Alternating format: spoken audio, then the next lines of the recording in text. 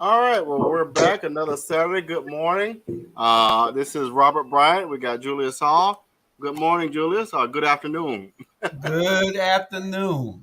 We got another Saturday here with the Watchdogs, our Black Media Network. We have two wonderful guests, two of my favorites. And Julius, I guess if you would do the pleasure of introducing these wonderful ladies. Well, first we got Miss Patty Durand running for Public Service Commission, and then we got Miss Michelle Munroe running for that seat that everybody is after, that first congressional seat.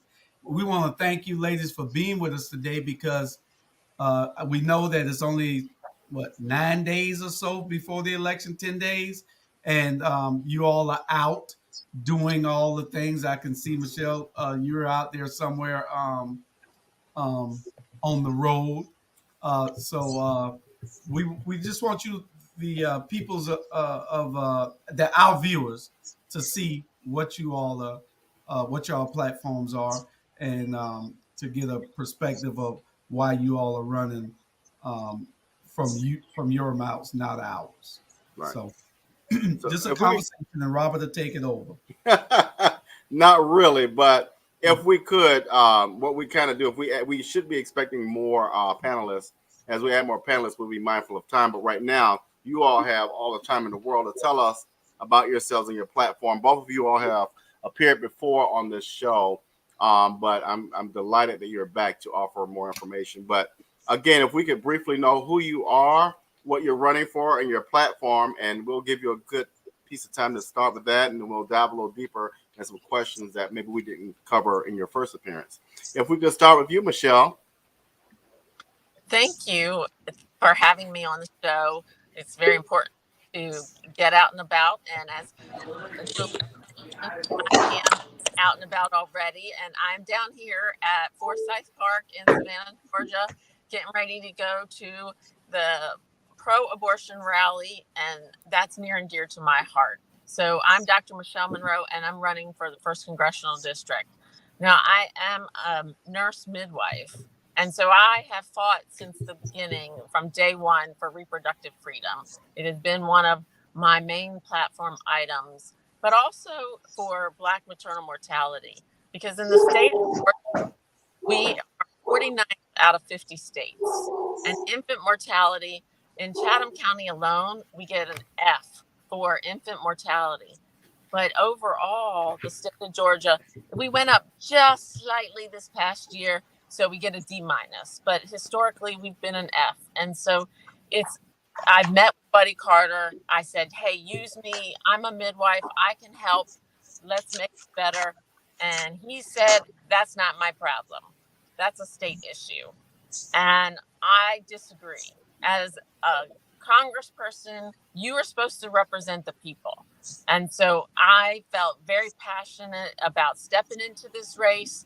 And so my platform items are, as I mentioned, the reproductive freedom, but education, healthcare alone in the state, we have atrocious outcomes. Even the elderly, we're 50th out of 50.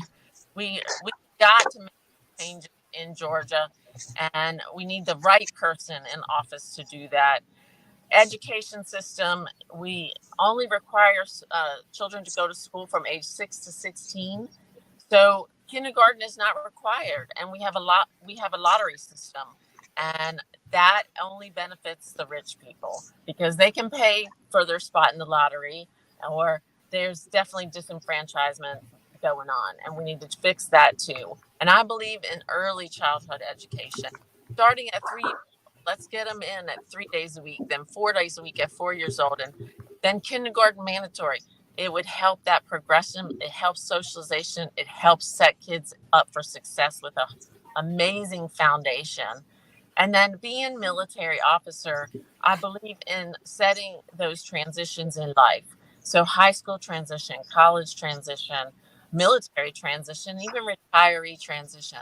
You see, we need to have programs in place because all kids do not need to go to college.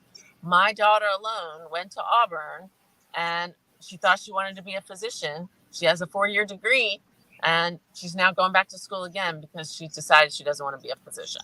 So that's a lot of debt that people take on that they don't necessarily need to. And by having programs, internships, apprenticeships, even trade programs to work with our electricians, our plumbers, they would be magnificent to start at 16 years old.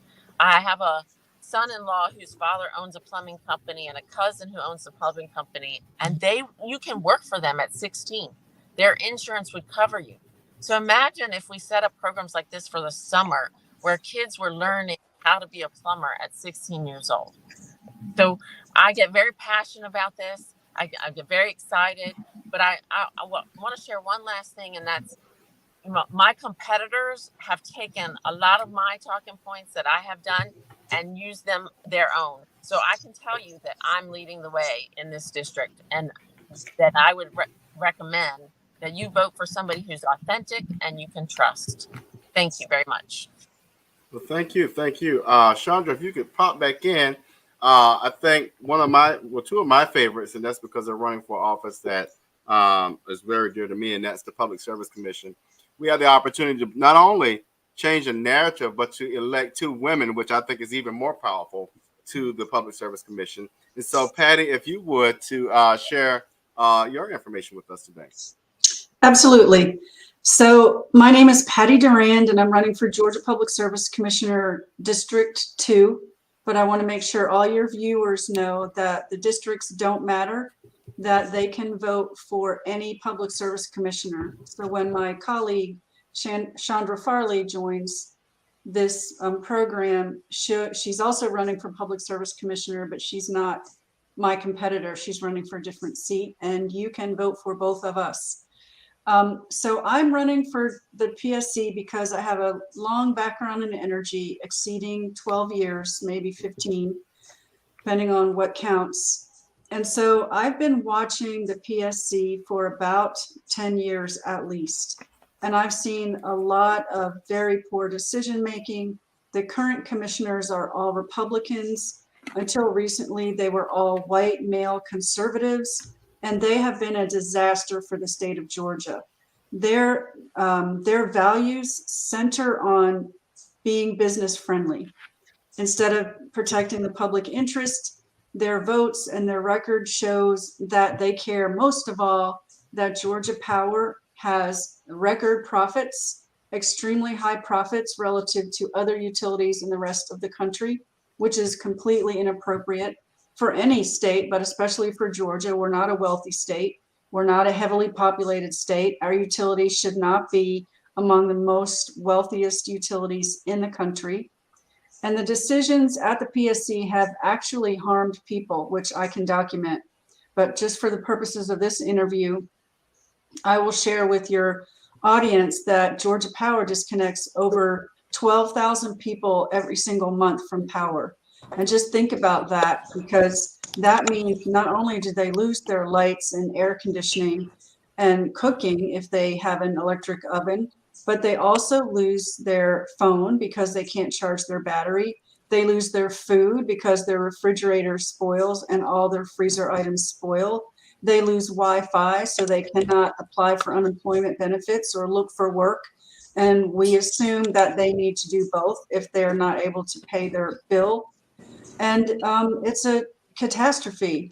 And during the pandemic alone, Georgia Power disconnected 131,000 people, which was extremely inappropriate given that all of their costs were fully reimbursed through both the CARES Act and the PSC.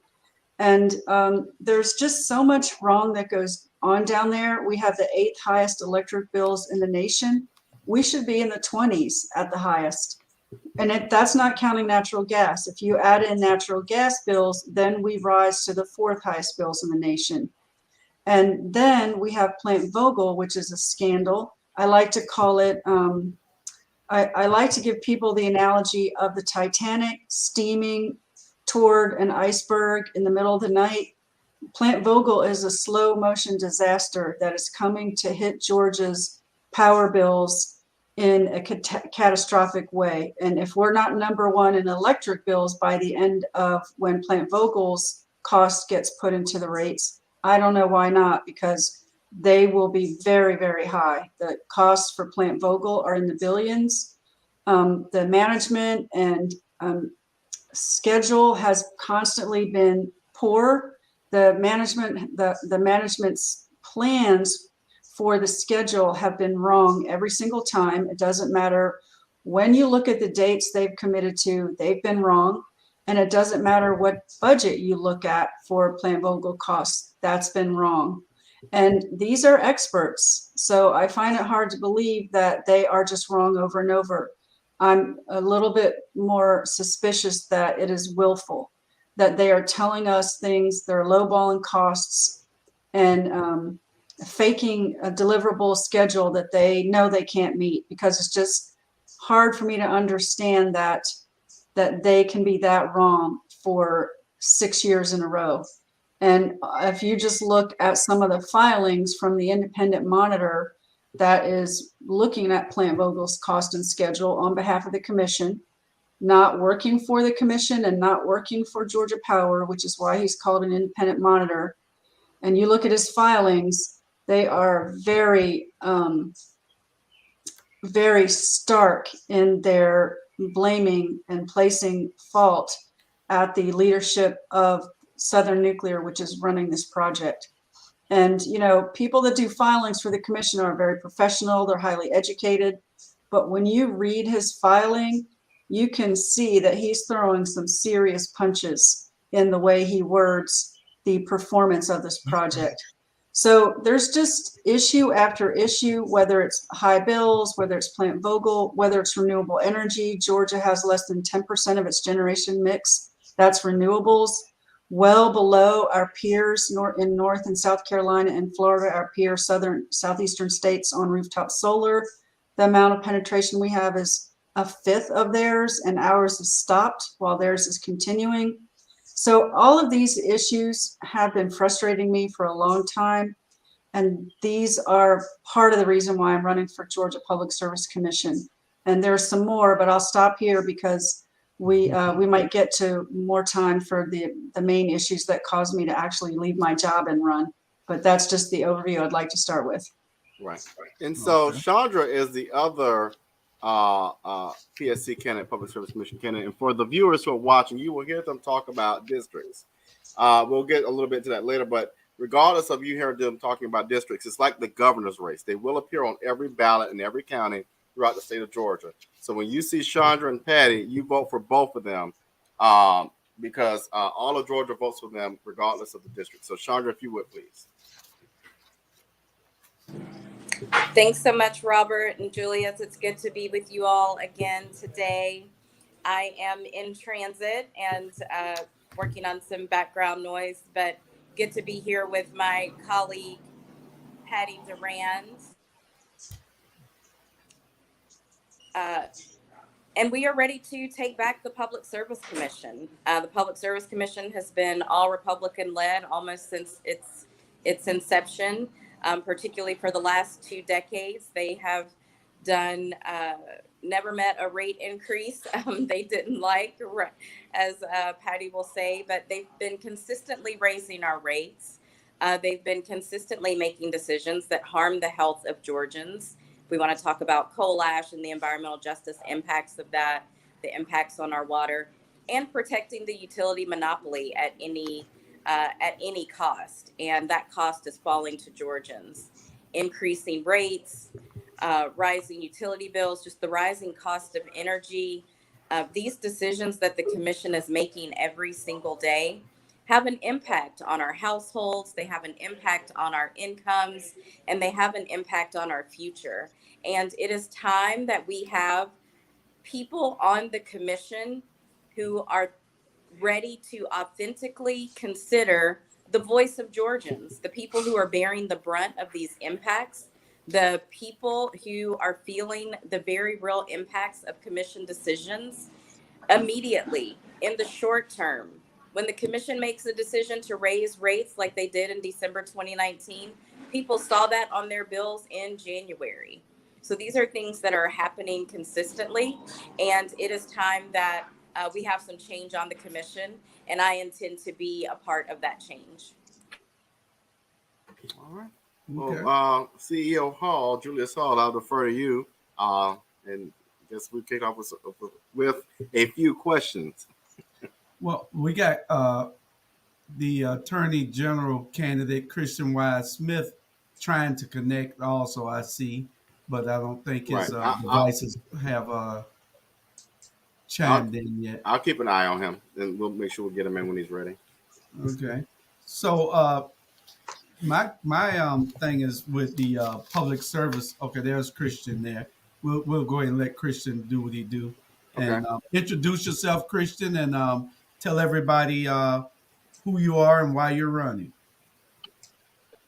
Hey, everybody. Thank you guys again for the opportunity to be with you. Forgive me if you hear any noise. I'm in the car with the kids. We're out campaigning. But I'm running for Attorney General. I need to pull out of the way. Sorry. I'm running for Attorney General because the criminal justice system is very personal to me. I grew up seeing my mom get arrested several times. As a kid, I was with my grandmother and saw her get arrested in front of me. I have an uncle serving a life sentence for murder. There's so many of my family members and friends I saw go through the justice system. But things got so bad that my mom lost custody of me. I got kicked out of school. I was smelling stolen clothes out of the trunk of my car to survive and pay rent and bills. But I was one of those kids that heard dead or in jail before 21 my entire life growing up. And I thought I was headed there. Fortunately, I became the first in my family to graduate from college. Got a master's degree after that and then went to law school. Excuse me, and oddly enough, I became a prosecutor. In my first year, I get a 17-year-old kid arrested for drugs. It's like I'm looking in a mirror of myself at that age. And I remember asking that kid where he saw himself in 10 years. He said he wanted to play in the NFL. And I told him, like so many other kids who came to the courtroom with drug charges, if you get convicted of a drug charge, you can't get federal money for college. If you're in college and you get convicted of drugs, they take your FAFSA away. So I created a diversion program for him. He completed it. I dismissed the case. The following year, his mom emailed me and said, "Hey, thank you for giving my son a chance. He's at a junior college in Oklahoma doing good in the classroom and great on the football field." 2015, she called and said, "Hey, he transferred to the University of Tennessee. Thank you for giving my son a chance." In 16, she called and said, "Man, you got to come to a game. You have to come and experience this with us. You are a big reason as to why he's here." So my kids and I went to a game that year. In 17, I went to 3 of his games. But most significantly, I went to his graduation in the spring of 2018. I actually got in trouble when that happened, though. I was told that as prosecutors, we are not social services and we are not counselors, that our job is to get convictions and to bring money in the pool. So I knew at that moment I wanted to run for office one day to try to change what the justice system operates like and what it means to come through the system so that we don't keep seeing people on this hamster wheel of recidivism. I know last time I spoke a long time in my intro. I'm going to wrap it up here and just say that I'm the youngest candidate in this race, the only black candidate in this race, the first black candidate for AG in the state of Georgia since we had Thurgood Baker there back in 97. I will only be the 12th black AG in U.S. history once I'm elected. I'm the only AG in Georgia that's ever served as a prosecutor first. I'm also the most educated candidate in this race. I have a bachelor's, master's, and a law degree. So I'm asking everybody to be bold if you want to see bold changes. I'm the candidate that will bring that for us, and I appreciate you guys giving me the opportunity to be on your show again. And thank you. I will be here. I'm going to turn the camera off while I'm driving, but when you're ready for me to speak more, I'll make sure I can pull over somewhere where I can talk, and I appreciate it. Thank you so much. Thank you. All right, Julius, it's your show right now. All the candidates are out trying to lobby for those last days of votes from our voters. And we're hoping that enough people will see this, because this will be played over and over up until the election so that they can make some informed decisions. And we understand it, everybody loves a story. And it seems like all of you have a reason why you're running. And we understand that, and we see that there's no no compassion on the other side for anybody below them, the Republicans. And we try not to bring party into a whole lot of what we communicate to our audience, so they can make an informed decision. But our energy bills are going up every day, every day. Medicaid, when you're talking for Michelle, is a problem. And what makes you the best candidate for this job right now? You can go first, Michelle. Thank you, Julius. The reason I am the best candidate for the 1st Congressional District is because I have the most experience at the federal level. I have 28 and a half years as a military officer in the federal system. Not only that, but I have a master's in strategic studies. So this specifically is preparing people for national security. And so as your congressperson, you are actually voting on what happens from a national security perspective. I'm the only one who has that criteria. The other thing is as a healthcare provider, I don't see Buddy Carter doing the job that he needs to do to change healthcare in the last many years, because prior to being the congressperson, he was in the state senate. And so these issues for healthcare have not changed under his watch. No one else is a healthcare provider. I am a midwife. I know what we need to do to change Medicaid. One of the issues is Medicaid in this state is at 217% of the federal poverty level. We are one of the highest states to even qualify for Medicaid. We have got to change that. The other thing, specifically in Georgia, there are 1.3 million people without health insurance, but 800,000 of them are working. Let me say that again. 800,000 of them are working, but they cannot afford to pay for healthcare insurance. You want change in Georgia? You want a healthy Georgia? You need to vote for somebody who's going to make that change. And I have the qualifications. As a military officer, we move every 2 to 3 years. The term of this job is a 2-year elected term. I know how to make change and make it quick. I have the experience that's needed for this district, and you need to vote for Dr. Michelle Munroe. Thank you. Okay.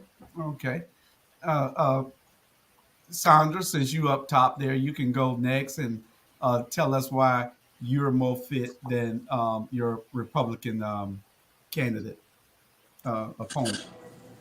Thank you, Julius. I'll really start with something you spoke to, and that is the stories of candidates, and that is lived experience. One thing that we know in environmental justice and community work is that the people closest to the problem are the people that have the best solutions. And what we have been subjected to is a commission that has only been concerned with protecting the utility monopoly and not listening to Georgians. I am the best candidate at this time for Georgia because I understand how important it is to make space for the voice and the lived experiences of the people who feel the actual impacts of commission decisions. I have created coalitions across Georgia, across the South, worked in coalition across the nation. I have worked specifically to bring people from other parts of the state, right, which is a big barrier to participation in these processes, from Savannah, from Middle Georgia and Fort Valley, from South Georgia, bust up to Atlanta, to 244 Washington Street in downtown Atlanta, where the Public Service Commission is making decisions that is increasing our bills, harming our health, and protecting the utility monopoly.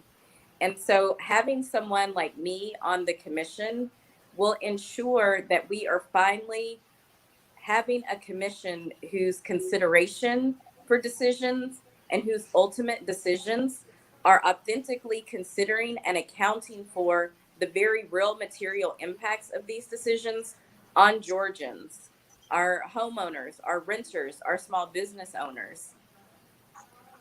And that is why I am the best candidate at this time. We have to have a shift on this commission.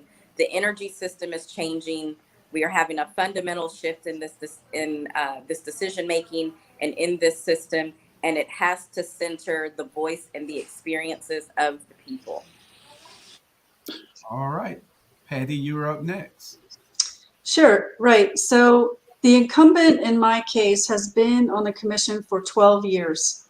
Each commissioner has a 6-year term, and he has had 2 terms and is hoping to have a third 6-year term. And he's already been a disaster for Georgia with his 2 12-year terms. So I would be far and away better than him. Really, anybody would be better than him. You could put a rock in his seat and it would be better than him, because he's never seen a rate increase he didn't love. He made sure Plant Vogtle continued when it was at a go, no go decision point in 2017, when Westinghouse, the contractor and designer for the nuclear reactors, the AP1000s, when Westinghouse went bankrupt, there was a go, no go decision that the commission made. And Tim Echols was the ringleader on continuing that project. And despite no support for continuing that project from anybody, except for the one company that makes money on it, and that's Georgia Power, even the Public Service Commission's own staff recommended against continuing the project, because analysis showed there were many, many other cheaper choices when it comes to meeting those energy needs and it comes to clean energy. Cheaper and better and faster choices than Plant Vogtle was. But my opponent, Tim Echols, led the charge to continue Plant Vogtle and also put no cost caps on the project. I mean, who gets to build a construction project with no cost caps? I would love that if I was building a home.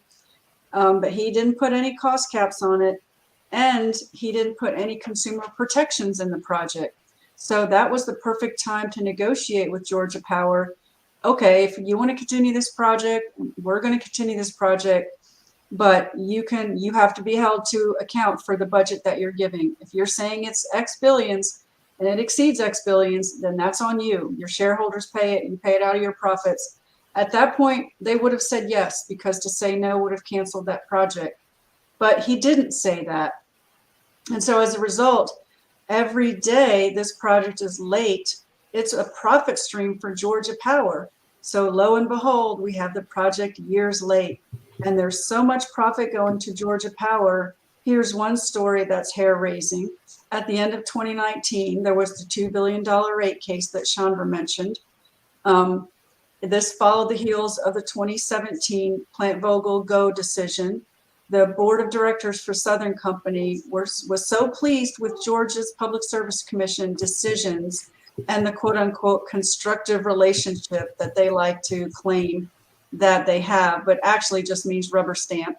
The board was so pleased with those 2 hearings that went their way that they gave Tom Fanning, the Southern Company chief executive officer, the highest compensation for any utility executive in the United States at $28 million in 2019. And I'm not making this up. The reasons they gave him for that record compensation are in the Southern Company's annual report. That's how I know. And it was also in the Atlanta Business Chronicle article that I saw on the factor that he made so much, which made the news because it was newsworthy. And that's disgusting. That should not happen in a state where we struggle with energy poverty, with energy affordability, where tens of thousands of people are getting disconnected every month from power because they cannot afford to pay their high power bills. And just to put a nail in that coffin, not only did he make more than any other utility CEO in 2019 in the entire country, he out-earned any of Georgia's Fortune 500 companies, of which we have many. And keep in mind, those Fortune 500 companies have to compete in a competitive environment, which Georgia Power does not, and they compete globally. They're not one power company in one state. I'm talking UPS, Delta. I'm talking Equifax, Home Depot. I'm talking Aflac and Coke. All of those are global Fortune 500s in Georgia that we're fortunate to have. Tom Fanning out-earned all of them as well. That's just a real clear picture for your listeners to understand that there's a problem with the Public Service Commission. And the reason I would be better than a rock, because a rock would be better than Tim Echols, is that I have an energy background and I know what's going on, and I plan to expose his record. And I would also bring an ethic of accountability and public interest to my decisions. And so I like to say, Patty puts the public interest in the PSC, just so you can remember. A lot of alliteration, but the public interest is the reason the PSC exists. The monopoly utility has no competition. And so in exchange for a guaranteed rate of return and no competition and captive customers, it's a really sweet deal. And in exchange for that, they agree to be regulated and they agree to serve the public interest. And we're missing that last part. We're not having the public interest met by this commission and by my opponent in particular. Okay. And Christian, if you'll pop back on, I know you're out campaigning, because this should be really interesting. If Christian, if you could hear me and pop back on. There you go. Because, and we want to know why you would be way better than, who's there now? Carr? Chris Carr. Yeah. We don't somebody. It's a rock. I agree with Patty. A rock is there. So tell us why you want to replace Chris Carr, because The Rock. contrast yourself to what you'll do compared to what he's already doing. We know he has no type of statistical fortitude to challenge anything that's happening. So tell us why you would. So I'll start with SB 202. When that came about, Chris Carr agrees with SB 202 and has done everything to defend SB 202. And Christian, if I may, what is SB 202 for our viewers who don't know? I'm sorry. So after the elections in 2020, that put President Biden and Vice President Harris in office, and also the two Senate seats we got with Senators Warnock and Ossoff, the state of Georgia and 48 other states enacted laws to make it harder to vote. So things like passing out water bottles in lines to vote, cutting down on early voting locations of drop boxes, things like that all came out of SB 202. And so the Department of Justice filed a suit on behalf of us in Georgia challenging that law as unconstitutional. Our current Attorney General, Chris Carr, has defended that law as being constitutional, as being good law. Well, fortunately for us here in Georgia, the New York Attorney General, the Black woman by the name of Letitia James, she filed what's called an amicus brief. That means a brief in support of the Department of Justice and their stance in saying that SB 202 is unconstitutional on behalf of us here in Georgia. And she got about 22 other AGs from different states to join in that collaborative with her. So that's one thing that I would say is very different between he and I, is that I do not agree with SB 202. I do agree that it's unconstitutional. I think that we need leaders in place who want to see not only voting, but reproductive rights, access to health care, clean air, clean energy. We need leaders in place who want to see those things protected. We need leaders in place who want to see our freedoms expanded upon and not infringed upon. So I'll give another example. I think one second. Sorry, it's my 3-phone. After the Affordable Health Care Act was passed by the Obama administration, our current Attorney General has been fighting tooth and nail to get rid of the Affordable Health Care Act. And so when you go across our state, there's so many people in Georgia who need access to affordable health care. We need to also expand Medicare and Medicaid, but that's another topic for another day. But once I take office, I'm going to make sure that we do everything we can to keep the Affordable Health Care Act in place and undo some of the things that Chris Carr and the Republicans have been doing to try to get rid of that. I think the biggest thing that separates me from him is that he is a party line driven attorney general. Everything he does is in favor of the Republican Party and advances their agenda, which only matters to Republicans. I believe the attorney general should have the best interest of all Georgians in mind. You know, when you talk about things like crime, if somebody's going to rob you, they don't care if you're black or you're white. They don't care if you're rich or you're poor, if you're gay or you're straight, if you're a Republican or you're a Democrat. So we need leaders in office who understand that we need to protect all of us. When it comes to healthcare, again, it doesn't matter if you're black or you're white, if you're Republican or Democrat.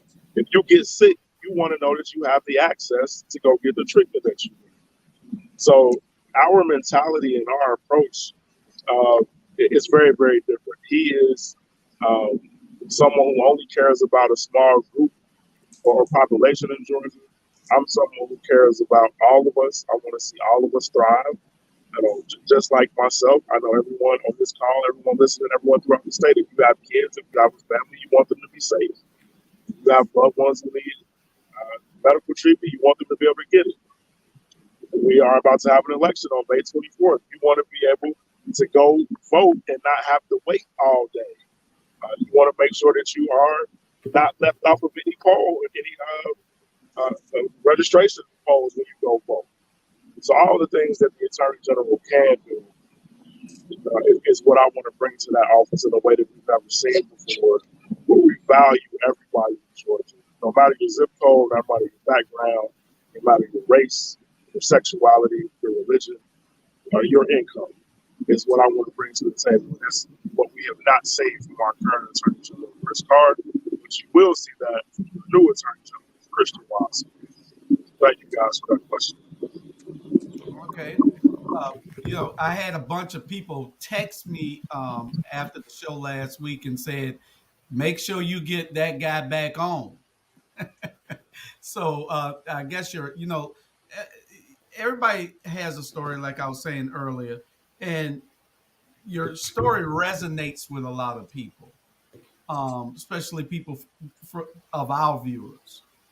So keep telling it and keep pushing, because, we didn't know anything about you until now. And so we're trying to get the message out. And we got people like Patty and Chandra who are trying to make sure that we change things. It's a different type of elected official that we're trying to put in place that cares about the people, cares about not just a number, but cares what happens to a person, And so we appreciate all of y'all. Robert, you got questions for him? So yes, we'll do this go around to make sure that we are giving our viewers and voters a little more insight, as we'll present a question just for each individual, and so we won't present the same question to all of y'all. So if we could start with you, Christian, because I know you're driving. If you could share your thoughts on basically what would be your main priority when elected Attorney General? So my main priority is criminal justice reform. I mentioned earlier, we've never had an Attorney General who served as a prosecutor first. And I think that's why we've seen crime rates continue to rise throughout the years in Georgia, because we've never had an Attorney General who understands how to address it. And they tend to address the big money things instead of what keeps us all safe. So during the first 100 days in office, we're going to build a community outreach division, which has never existed before in the AG's office. And that will serve a few purposes. One, we need to start building bridges and positive relationships between law enforcement community and Black and brown communities. That relationship has always been negative. That relationship has always been one of distrust. And so by having community forums, by being visible and accessible in ways other than just reactionary and confrontational, is what we'll start to do. We're also going to create a summer internship program for high school students throughout the state that will help give our kids, again, more positive interactions with folks in the law enforcement community, but two, help give them things to do in the summertime so we don't start to see that uptick in crime that we typically see in summer when kids are out of school. The second thing we're going to do, again, is very bold. I make very clear statements on where I am. I was taught that, it's black or white, left or right, yes, no. If you're driving, you can't turn maybe. You have to turn left or right. And so the death penalty, all death penalty cases get appealed to the Attorney General's office. Once I take office, we are no longer going to seek the death penalty on any case. It's been proven to be racially biased. It's been proven to be very costly. And states have gotten it wrong before. And that's something that you cannot get wrong. And most death row inmates across the country are all black and brown. I believe that life without parole is punishment enough for any crime. And so that will be one of the boldest things that we come in and do during our first 100 days is reverse the office's position on the death penalty. And lastly, I will give this in terms of the criminal justice reform space. I'm sorry. I'm on a Zoom. I'm about to pull up in 1 second. I'm sorry. I appreciate you. Sorry. What was I going? Last point. Reshifting our priorities and our resources away from low-level, non-violent offenses. Things like mental health calls or substance abuse addiction or homelessness. We see a lot of homeless people get thrown in jail for sleeping outside of businesses. So if we start to partner with community resource providers in those spaces, one, it will help law enforcement departments not be stretched so thin, but two, it will help us use the dollars that we already have to put more manpower, more energy and focus on the more violent and serious crimes that, really threaten our safety. So my main priority, again, to answer your question, is really driving home on criminal justice reform, driving crime rates down so that we can start to see, employment rates go up, property values go up, see our school system ratings go up. Crime rates impact all of those things. So, we've never had an attorney general before who come in and tell you how, crime impacts our pockets. And so if we can accomplish all of those things, if you are a business owner, if you are a property owner, we can start driving your property values up. That's putting more money in your pocket. If we're able to be safer, if you can bring more people to your business because you don't have to worry about safety, let's put more money in your pocket. So I want to impact our economy in a way that we've never seen before by really doing right by folks across the state with how we handle our justice system. So thank you for that question. Awesome. So, Patty, if you could share one of my priorities, and I hope definitely with you and Chandra, was the cancer-causing, deliberate, price gouging, terrible catastrophe called Plant Vogel. That's in the back of a minority community that's killing Black folks every day. If you could share more about what that is and what you would do to address that major issue that this current Public Service Commission has ignored. So you were breaking up a little. You're freezing, Patty. Could you repeat the question? So basically, if you could share your thoughts on Plant Vogel and how you would address that catastrophe when elected. Okay. Right. I think you're freezing up as well. So one is that there right now on our bills is an NCCR tariff or a nuclear cost construction recovery tariff.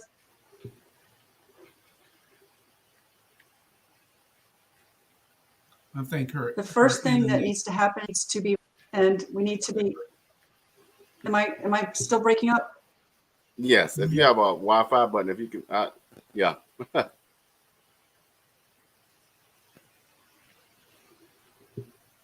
Oh, I normally have really good connection, so I don't know what's going on. Hey, you know they control broadband too, so I'm not surprised. Yeah, maybe it's not. Tim Eccles is after you, so hey. Maybe it's not a coincidence. I was going to say, first off, the NCCR tariff needs to be repealed because right now we're paying 10 to 12% on our bills for the early construction costs of Plant Vogel. And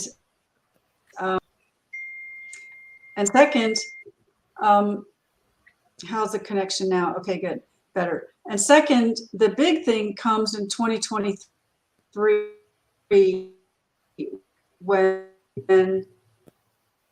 be done. And the big thing coming is how much Georgia Power is going to pay for cost overruns versus how much we will pay for the cost overruns. And it's called necessary and prudent cost. It's a special proceeding where the commission will review all of the expenses of the plant, and then they will make a decision about what was necessary and what was prudent versus what was not. Well, as commissioner, none of the cost overruns were necessary and prudent. That would be my position, because that's their job to budget appropriately. Unless they can account for the reasons, then those costs need to be paid by Georgia Power out of their profits. So that would be two things I would do. And there are some other bigger lifts that I want to do. Number one, I think we need to reinstate the Consumer Utility Council, which is the agency that was separate from the PSC that negotiated with Georgia Power on behalf of the public interest. Right now, there's no lobbyist or anyone protecting the public at the commission. There are PIA staff, as they're called, or public interest advisory staff, that the governor's office, when they defunded the CUC, they decided that they would just pay for staff on site. But that's not, clearly those staff have not been able to protect the public interest, because all I have to do is look at Plant Vogel and see that the public has not been protected. And then the last thing I would do that's a little bit of a bigger lift than the first two is that I think the Georgia legislature needs to commission an investigation into what happened. Why is Georgia building the most expensive power plant ever built on earth? Why is the commission not protecting communities of color that are living near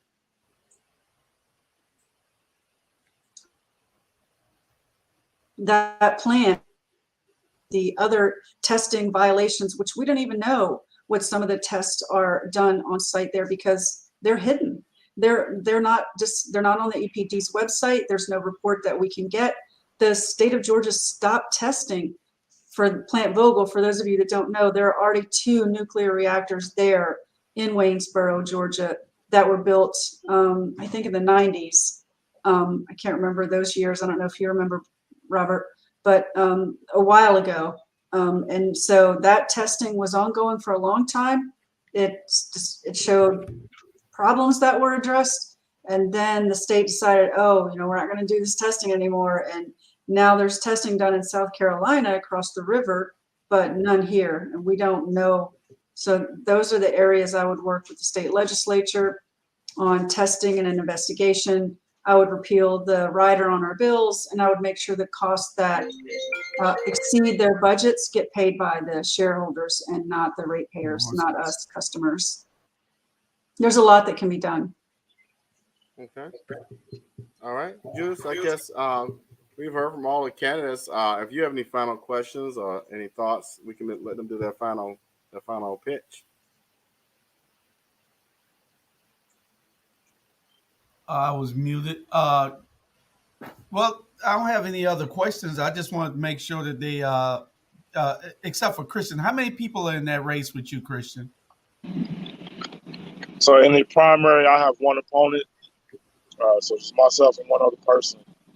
And I'm not going to say their names because I want y'all to vote for me, Christian Wise. Right. That's correct.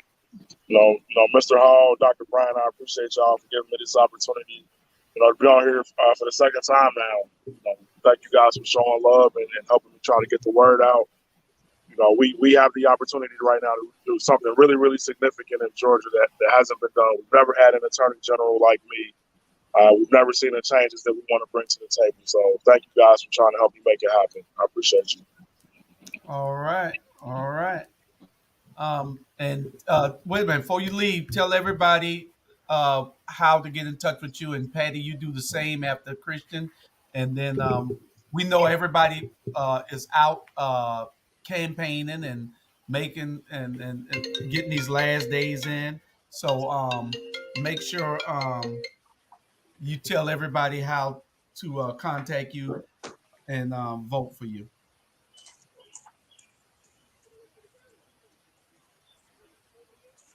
You're muted. Sorry. The website is wisesmith4ga.com, WISESMITH, 4ga.com. Instagram is at Christian Wise Smith. Twitter is at Chris Wise Smith. Facebook is at Christian Wise Smith. And I hope to see you guys soon. I know we only have 10 days left before the election day on the 24th. We're going to be zigzagging across the state. I'll be down in Savannah one more time. And, I'll come see you guys in person when I'm down there. Appreciate you guys.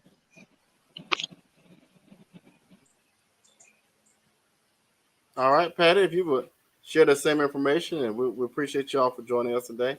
We've got a part 2, but Patty, if you would as well. Sure. So you can reach me by going to my website, pattyforpsc.com.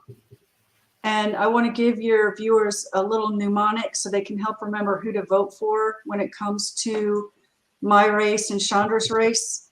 If you would just remember to vote politically correctly, PC for Patty and C for Chandra. That way you can remember, because there's 2 other women in Chandra's race, so you won't be able to remember just to vote for the women. You'll have to remember PC or just memorize Patty Chandra. So I thought that might help. Awesome.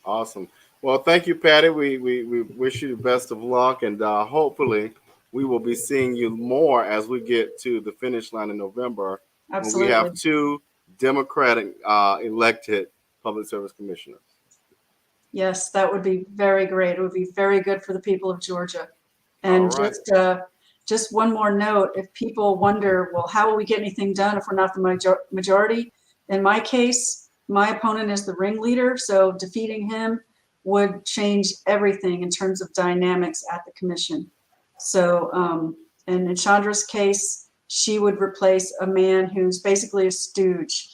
He knows nothing about energy and has never lived in the district that he moved to take this seat. And both sounds like a familiar person, another familiar person. Yeah, my incumbent and her incumbent both really need to be defeated. So we appreciate and ask for your audience to help us do that. Thank you so much. Well, thank you both. We're going to shift to a different conversation to our audience. And Patty and Christian, we'll see you next time. We have another conversation we want to begin. But Julius, before we bring on this beautiful guest, after the election, I think we should do a show to talk about the wins and the losses and the other pieces around that. What strikes me interesting right here in Chatham County is we have candidates who are allegedly for the people but won't appear on the show. And so we're going to talk a lot about that after the election, because one thing I will say is this. When you're not willing to speak to the people, when you're not willing to speak to the Black community, that says a lot to me, at least. And so we're going to bring that up. And if your name gets called, hey, that was on you. But Alderwoman Gibson Carter, we're glad to have you as always. Julius, if you could tee that up for us, and let's dive in. Okay. Yesterday's city council meeting had a few little highlights, and we're going to let the esteemed Alderwoman tell us what happened and let her give her side of the story, because we know the news is not going to report anything accurately to us. If you're not watching, you need to start paying attention to these council meetings. We got a king over there. We got a king in we got city. A rock. It's a rock. And, he's not a king, he's a rock. A flat rock. So Alderwoman Gibson Carter, please give us the story. Hello, Savannah. Hello, ATR. Hello, Watchdogs. Thank you so much for having me on this afternoon. I am leaving Forsyth Park, where I attended a women's reproductive rights rally, and we were proud and privileged to have the opportunity to support them. There is nothing more important than women's reproductive health, and I shared with the women in the park and the men who support them that there is not one law on the books that dictate health for men. But we so easily, time and time again, year after year, institute and put forth these mandates as it relates to our ovaries, our womb, and our uterus. And so I had to get that in because I am the Alderwoman for all people all the time. So listen, guys, I want to say in response to the news account that of all of the nearly 40 items we had on this week's agenda, it is not my interest to engage or talk about the sensational lack of interpersonal relationships on council. Because as far as I'm concerned and from where I'm sitting, that serves as a smokescreen to take people's focus off of the most pressing issues that we face in our city right now. And that is the fact that we are in a public health crisis where gun violence and crime is concerned. Babies are falling dead to gun violence like insects here in Savannah. And we have done nothing as a council, as an administration to respond to it, to include this last meeting where we had an opportunity to go into an executive session and discuss one of the contributing factors to where we are with crime in our community, and that's the personnel in our police department. And we didn't have one item on the agenda among the millions of dollars that was passed that would respond to the communities where this violence is running rampant. And so the item of the purchase of an SUV for the city manager, I understand that he's hiring a new aide of sorts to join the ranks of his staff, and that vehicle essentially would be used to sort of chauffeur or cart him around, I imagine, to city functions and to handle city business of sorts. And this so, is the same city manager that makes over $100,000. No, this is the same city manager who makes over $200,000. And so, to that point, Mr. Bryant, I also know that this city manager has a car stipend, and he has other incentives to include benefits and an expense account where we take care of him very well. And so my question, and understand, as the Alderwoman for the city of Savannah, it is my right to ask questions of any item on the agenda. But more to the point, it is my responsibility. It is my responsibility as a representative of taxpayer dollars to make sure that the purchases we are making are fiscally prudent and prioritized and necessary. We are in no position to spend money on things that we don't need. Let me say that again. We are in no position to spend money we do not have on things we do not need. If it is the expectation for families to conduct themselves on a budget, it is more of an expectation of the city to conduct herself on a budget and to stick to it. And so, time after time again, I am seeing wasteful spending on item after item after item. And so, where this item was concerned, I simply asked the question: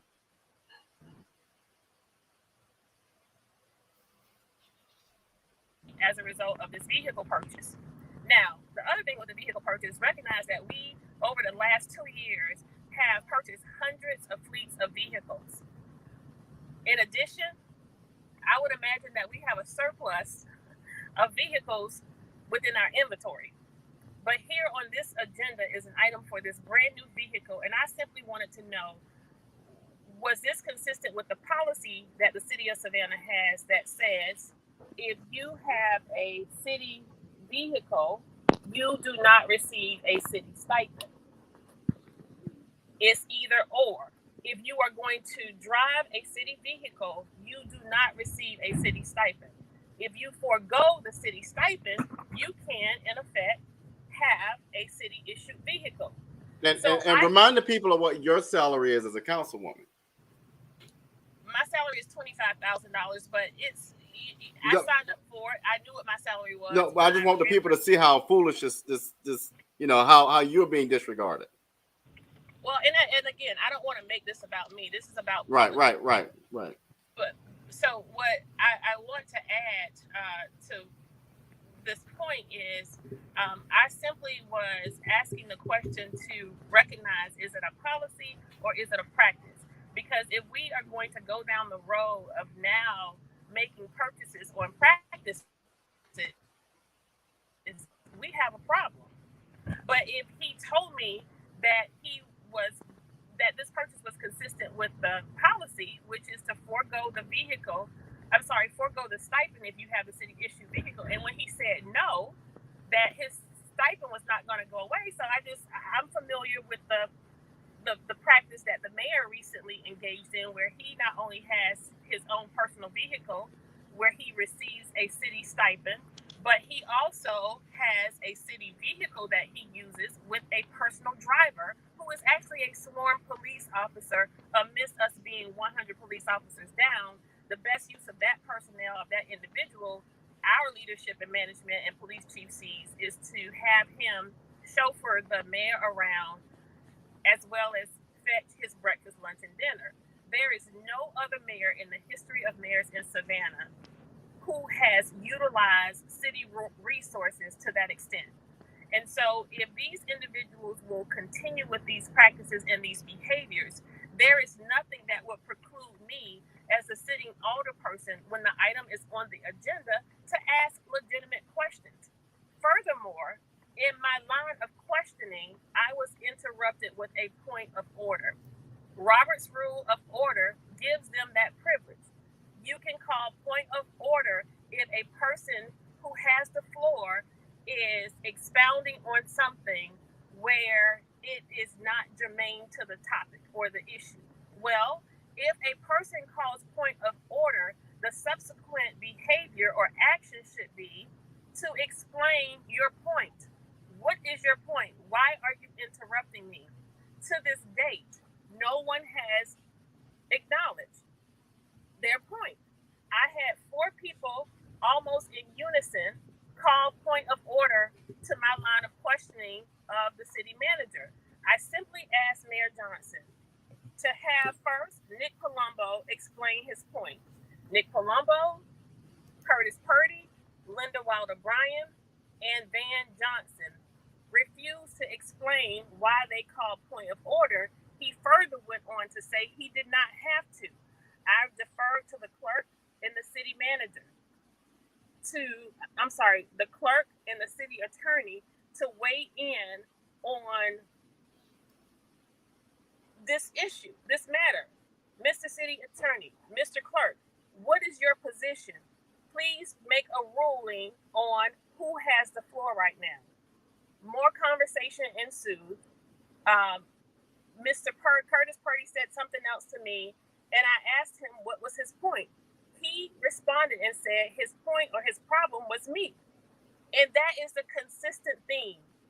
They have a problem with me, my person, my arrival, my language, my word choice. If I said I support oxygen, they would all stop breathing. If you go back and watch our meetings and pay attention, I am consistently and constantly interrupted when I'm making a point or offering discussion to an item. There has never been a time where when they are making a point or offering discussion where I called point of order or deliberately interrupted them. And this time, I simply wanted them to explain why they were doing what they were doing. And so I said to the WSAV reporter, once again, we're so grateful for platforms like ATR because you give us the opportunity to set the record straight. But more importantly, you all are always on the front side of getting this right the first time.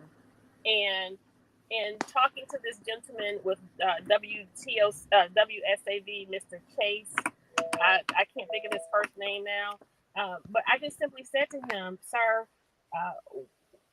what was it about your news story that was consistent with the fact that for some reason they did a dictation of what was going on verbatim in the meeting? But he left the part out where Curtis Purdy says to me, he had a problem, that I was the problem. He left that part out. Then in the news story, it says that Curtis Purdy said that he had to get between me and Van Johnson. And that never happened. I said, sir, did you see a recording of that? Did you see it yourself? But he only went on what Curtis Purdy said. And so it's the consistent theme of how these individuals align themselves with council members who are motivated to be messy. They have the power of the media. They have the media's ear in their platform to spew all of this foolishness that continues to ensue. So in short order, they can't even be original in their playbook. What will happen is they'll come back because Curtis Purdy attempted to offer a recommendation that I be removed from chambers. Why? He's a wimp. He's a Why? coward. You know, and He's such a coward. there's been several times where other members of council who are a part of the majority just go all in and say all manner of things. Linda Wilder Bryant, to be exact, but they never ever challenge her in this manner.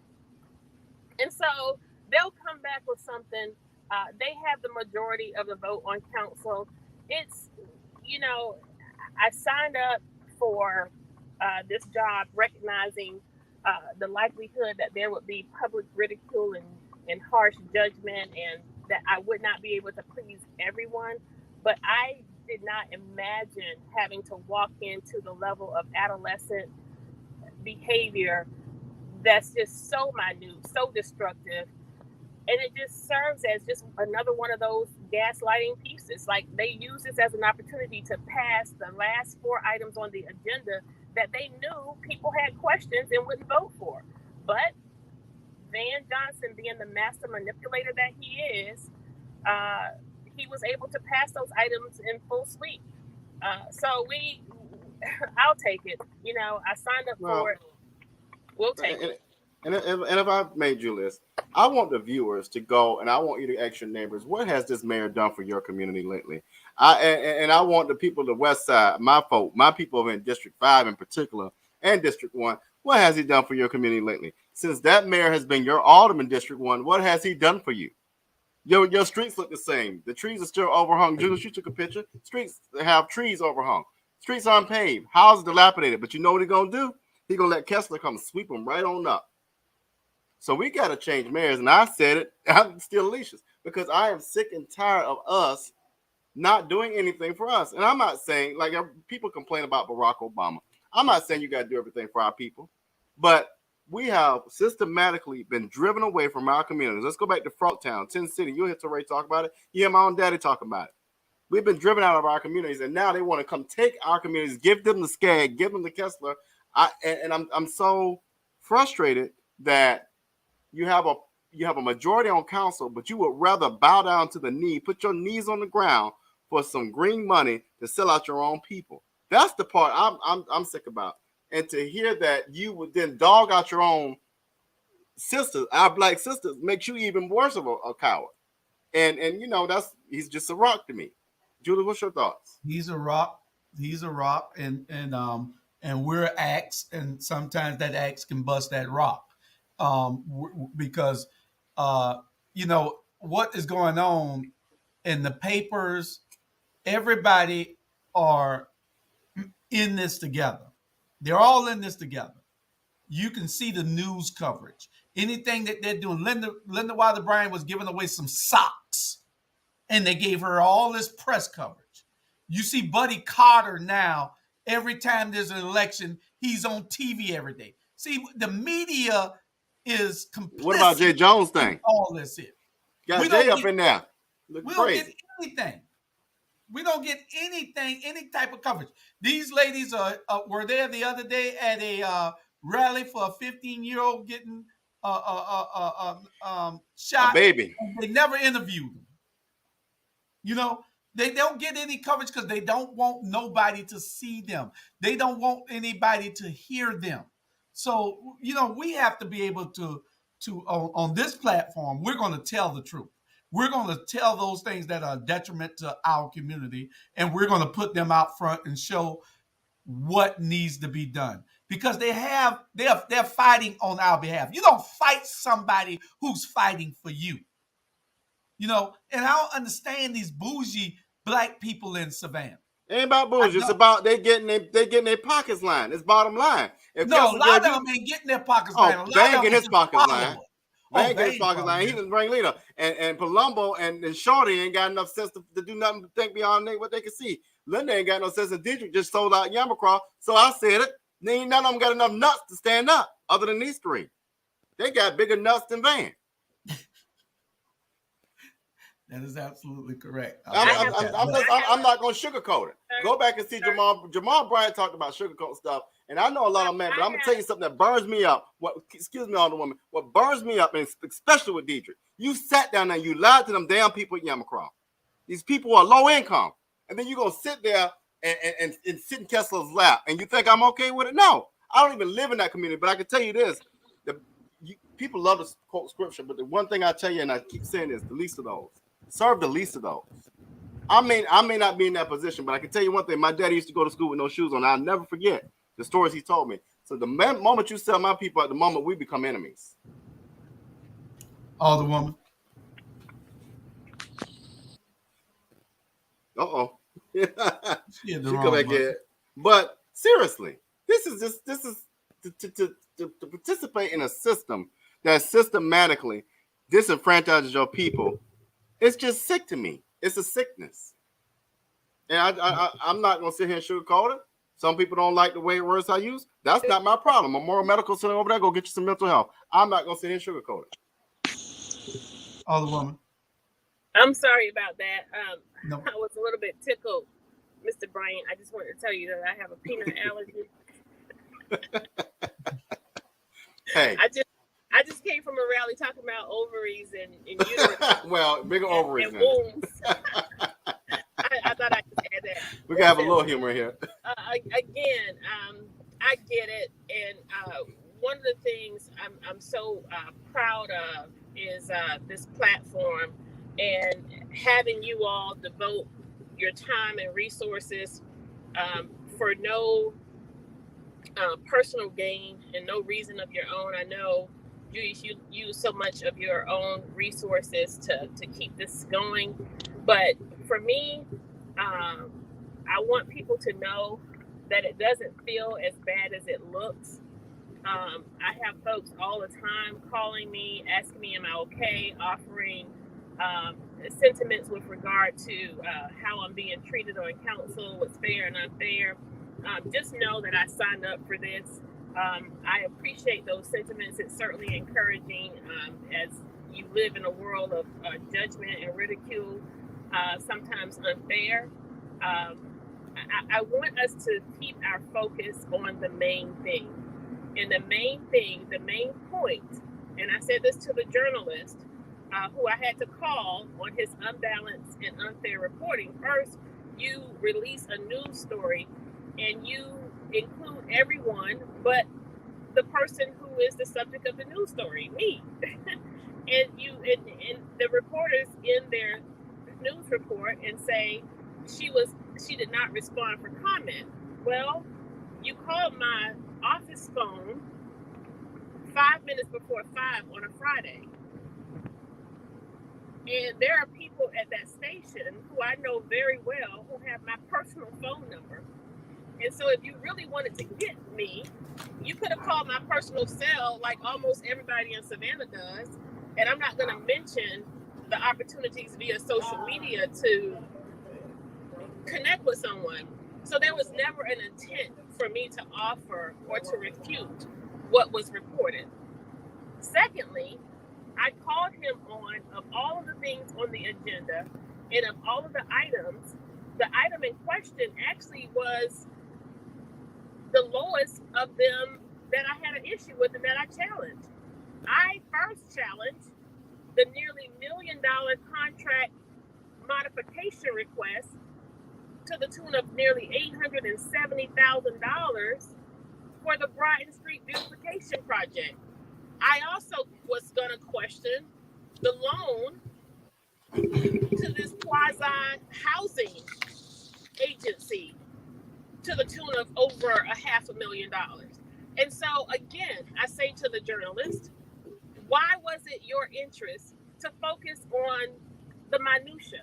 Why was it more of your focus on the interpersonal behavior than the actual mismanagement and inappropriate spending? That's what's most important to the public.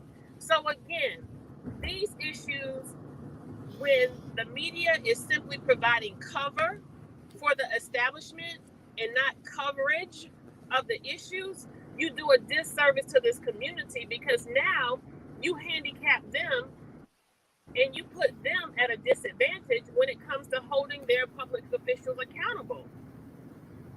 We should be responsive to the people where our spending is concerned. So when I go to the city manager and I ask for porta johns for the little league team that's playing out at Bowes Ford Park, and the little boys are having to go to the bathroom in the woods, and I ask for porta johns and you don't respond, and they still don't have porta johns, and it's going on 2 weeks, but you have a $39,000 SUV on the agenda.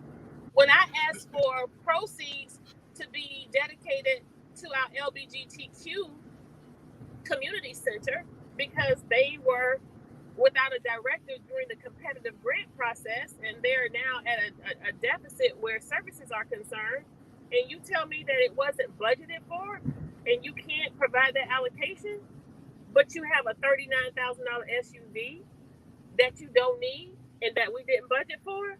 No, we can't do that. And I can't make any apologies. And so if I open my mouth, and it doesn't matter what measure I open my mouth or what octave I'm in, it's always going to paint me as this crazy, unhinged, deranged woman.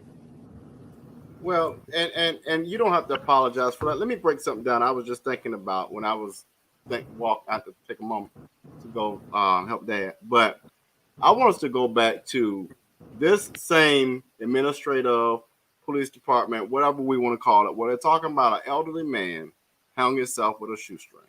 Then we shifted to this major crime issue.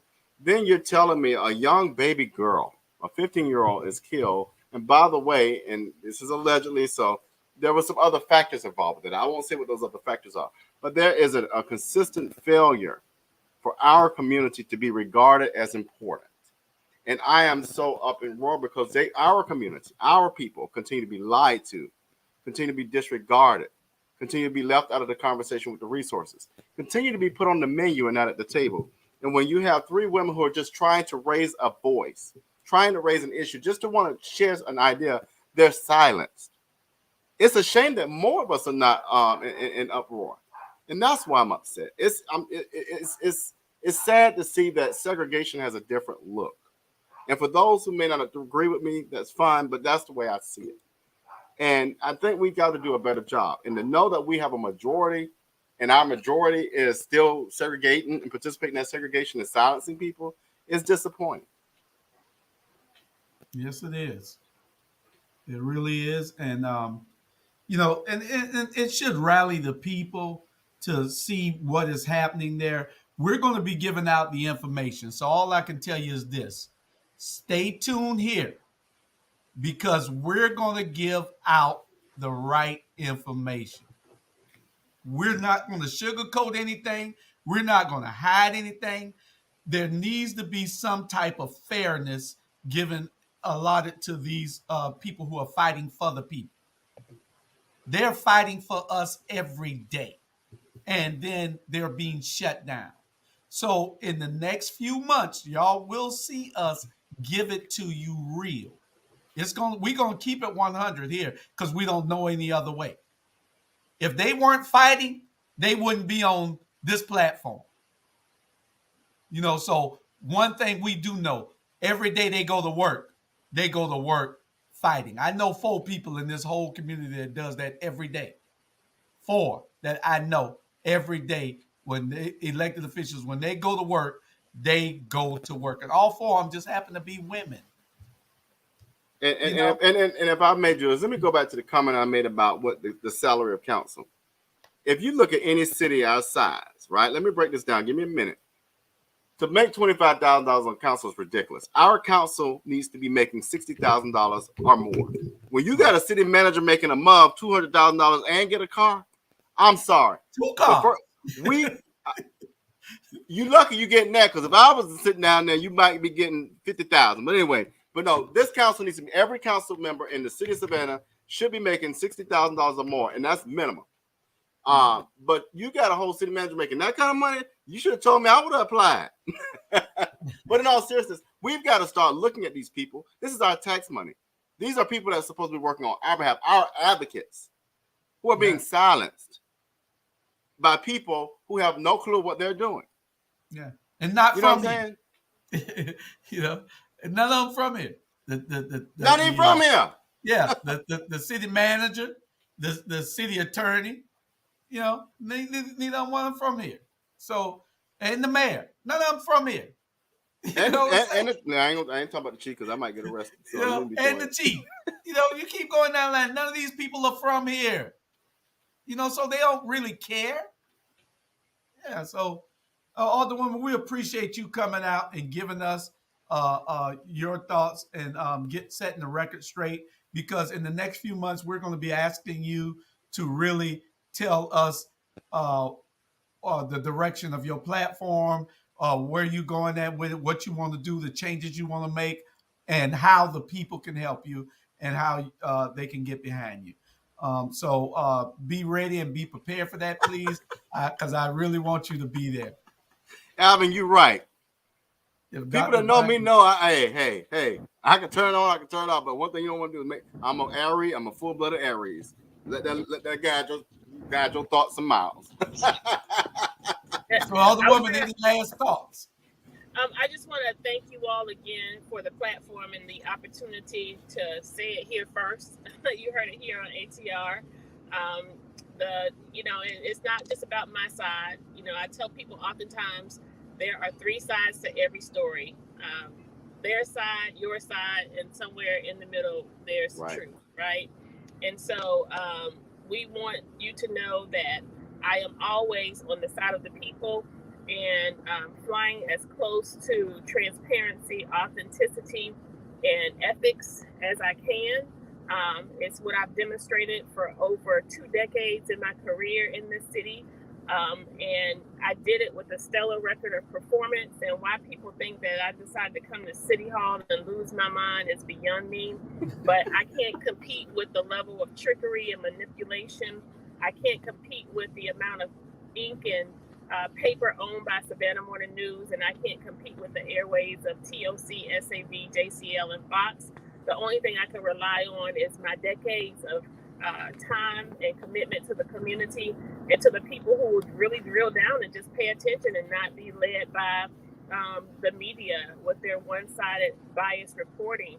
And I want to encourage citizens to plug in, listen, and hear for yourself. I'm always available to answer any questions. I stand to be corrected when necessary. If anyone wants to contact me and have a conversation about any actions that I have taken or those that I have not taken, we can talk about it for sure. We can talk about it. I'm here to make myself available to you. And just consider what we're dealing with. This mayor is a master at manipulation. He is right now the longest serving alder person who currently is serving in the history of Savannah, now mayor. And if you look at the district he's district, and that's gaslight them to make them think that he's doing one thing when in fact he's not doing anything at all. And so when you look at the 1st district and the 5th district, and you look at our council is now populated by 2 members who led those districts, the 1st and the 5th. The 1st and the 5th district are 2 of the most vulnerable, most underserved, and unrepresented districts in the city of Savannah. Those 2 districts have higher poverty, higher crime, and higher amounts of forced displacement. And look at who's still standing on our council. I didn't even think about it that way. District people, y'all gotta wake up. We're grateful for those who have, and you don't have to be on our side, but you do have to stand for what's right and not for what's popular. And we should not relegate our personal freedoms and harmony in our communities. We should not relegate it to relationship, friendship, and kinship. We should not care about proximity to a person when it comes to those pressing issues facing our community. You're right. And Julius, so I'm glad, Alderwoman, you brought that up. I did not even think about it like that. That makes me even hotter, but I'm going to end with this, Julius, and I'm not going to dive into my hotness. What I'm about to say, I want people to understand this. You've got to be able to separate the leadership from the individual. So I don't dislike the individual. I dislike their leadership, and I dislike their policy vehemently. But when you said that, I just thought about it. If for people not from Savannah, District 1 and District 5 are pretty much like this. It's where a good chunk of our Black community is. It's where a good chunk of projects that are seen around the city, we don't get that funding. We are ignored. We are systematically left out of the conversation. And so those districts, now that you said about it, both of those aldermen, alderwomen and aldermen have been on council for years. And to know that and to now put that in my mind makes both of y'all got to go home. I'll just leave it at that. Question. Both y'all got to go home. Well, Alderwoman, we appreciate you stopping by, and we'll see you later on. Sister Aura says, Sister, you got to take this fight to a higher level. I would love to work on your strategy team, which needs to start now. So you going to answer her? We welcome everybody. Inbox me. They can contact you directly. We're happy that you have committed to be a member of the team. But I just want to say, again, this is, I don't have an interest in a career in politics. This is truly my intent to serve. And we do not intend to use these pieces for a campaign platform. I have legitimate issues that we will be addressing as it relates to my campaign. But I just want people to know that you have a choice.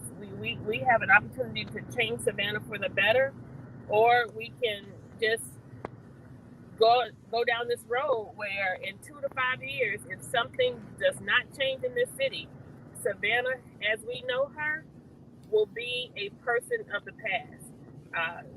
There is a strategic and coordinated effort to force all marginalized, minority, and African American people and working class people of all hues out of this city. Savannah is on a trajectory to become as sanitized as Charleston and Hilton Head. And if we want to make a difference, if we want to be a part of preserving our community and preserving what we know and love about Savannah, her culture, her diversity, our blended community, we have to take a stand and take that stand very soon. Thank you all again for this time. I appreciate you all. I love you. And we'll see you on the other side. We live to fight another day. All right. Appreciate you. Thank you now. Take care. All right. Bye-bye. All right, Julius. So next Saturday, you get the closing thoughts today, I guess. Well, I've been talking a lot. We just want people to be engaged and pay attention. We had a symposium the other day with people for the crime situation here in Savannah. So we need to make sure that we are vigilant and participating in all of these activities. Okay. So that's my closing thoughts. We just need to pay attention to what's going on, and we should not watch news that's going to give you only one side of the story, or a newspaper that's going to print only what they want you to hear. So, or what they want you to read. So let's pay attention, people. All right. So next Saturday, same time, same place. We got, I want to give a shout out to Bernard Brown. If y'all are not doing anything like 10 o'clock, is it? Tune in live for America After Dark. If you want to laugh, if you want to just joke around, if you just want to just, it's a great show. It's a great show. We got Speak Freely at 4 o'clock, Pastor Smalls at 6 o'clock. Who's my favorite? America After, we got 7:30. We got Straight Talk with Groover Thornton. He comes on once a month, the second Saturday of the month. He'll be on today, 7:30 tonight. And he has school board candidates on, and I think he got Joyce Griggs on, and a few other people, David Brinkman. Just watch it. Yeah, just watch it. Y'all tune in. Tonight. All right. Next week, we'll see y'all next Saturday at noon. Take care.